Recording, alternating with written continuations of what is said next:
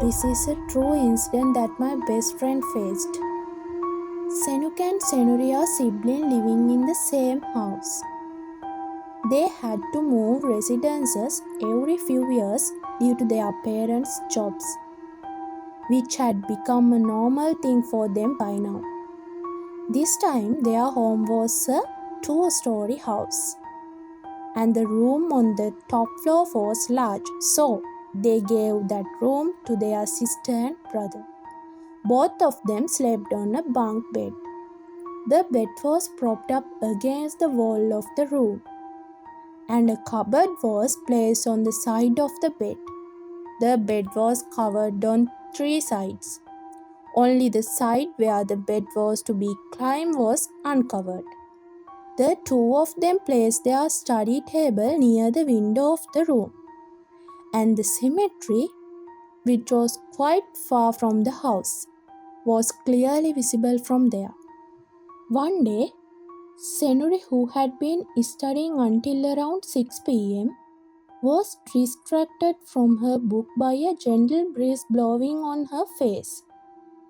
Senuri looked up and saw a man standing right in the middle of the cemetery. Oh my god, what is this man doing standing alone in the desert cemetery? Why does it look like that man is looking at me? Senuri said to herself and quickly closed the window. Senuri went to the bathroom, took a good shower, and returned to the room to see that the window she had closed was open. Senuri, who had been scolding Senuga, thought that he might have done this, but felt a little scared by what Senuga said.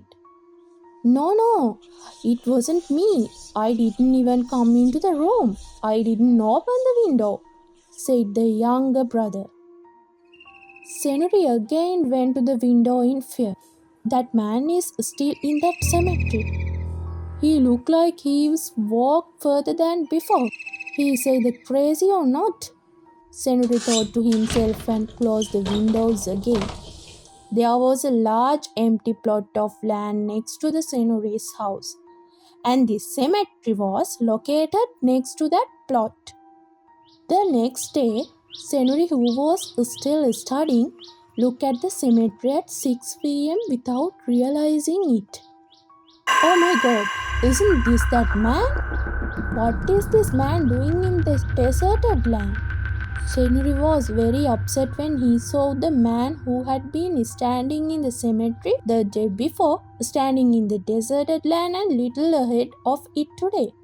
She quickly closed the window and said, Senuga, don't open this window. I closed it for a reason, Senuri said.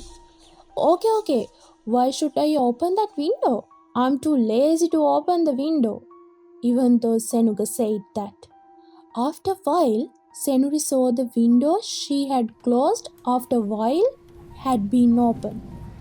Senuri came into the room to the sound of the window shutter banging against the wall with the vine. Senuga, don't try to play with me. I told you once not to open these windows again. Why did you open it again?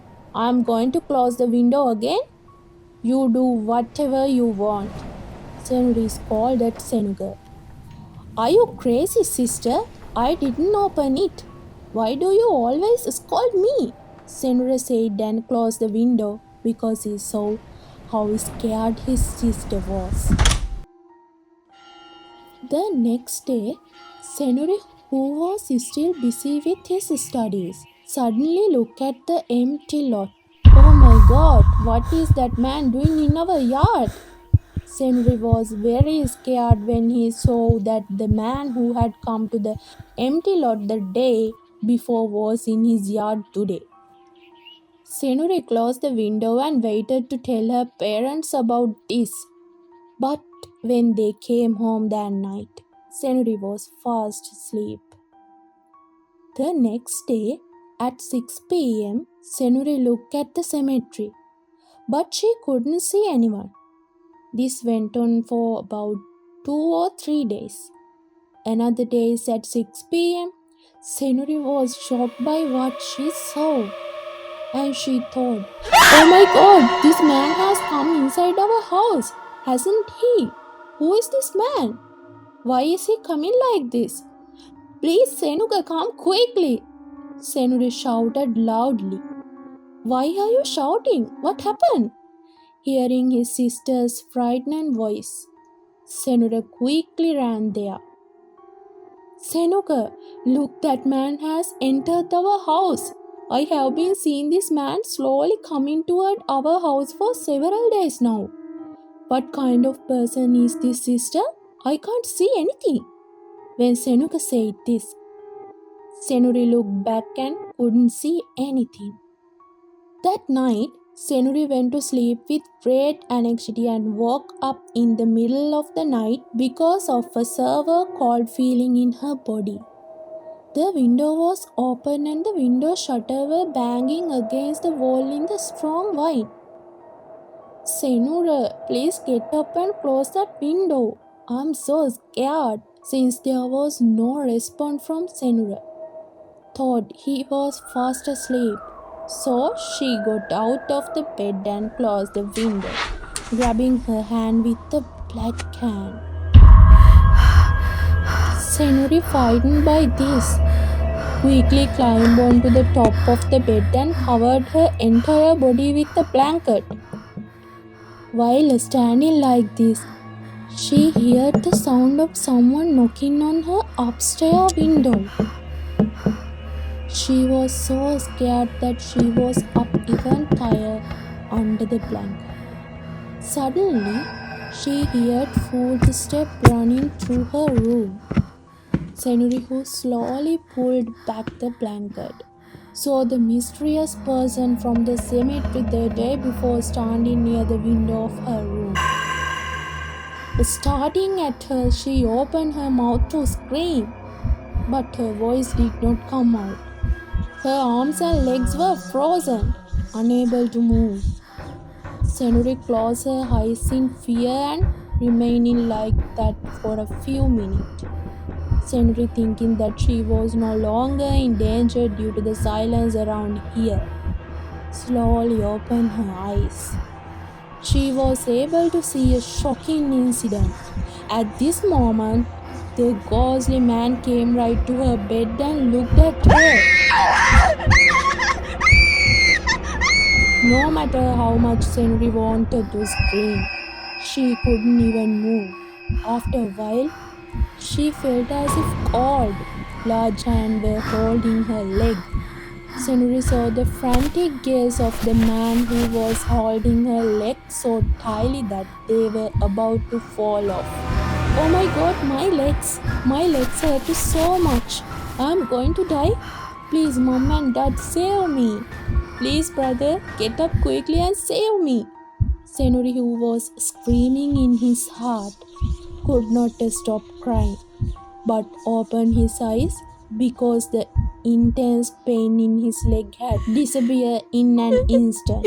The mysterious man was staring at Senuri's face with a crazy smile. His long hair had fallen into Senuri's mouth, causing Senuri's face to itch. A strong stench was emanating from him, and his face was disfigured beyond recognition.